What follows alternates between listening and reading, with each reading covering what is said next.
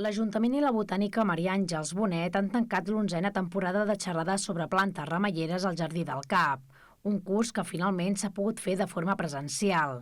La trobada del novembre es va haver de suspendre per les restriccions anticovid, però es va traslladar al desembre, en el que va ser el primer acte cultural a Santa Eulàlia, quan la Generalitat va flexibilitzar les restriccions a la segona onada.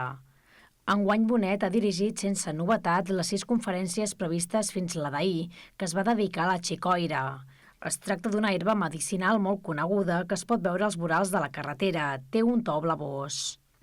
És una planta que és de la família de l'escarola i és una planta que és comestible i es coneix sobretot perquè té l'arrel, que és una arrel engruixida que torrada se'n fa un succedani del cafè, el cafè de xicoira, que es posa a vegades barrejat amb cereals torrats també, i a vegades doncs, és un cafè de segona categoria, però que és bo també.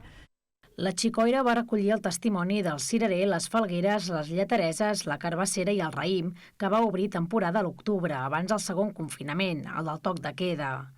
Al principi de curs, les trobades sobre plantes remeieres van complir 10 anys. Lluny queda l'octubre del 2010, en què Maria Àngels Bonet i la Regidoria de Cultura van començar amb aquestes cites al Jardí del Cap, amb un públic fidel, que ja l'ha seguit en 63 xerrades, que seguiran la pròxima tardor amb una nova temporada.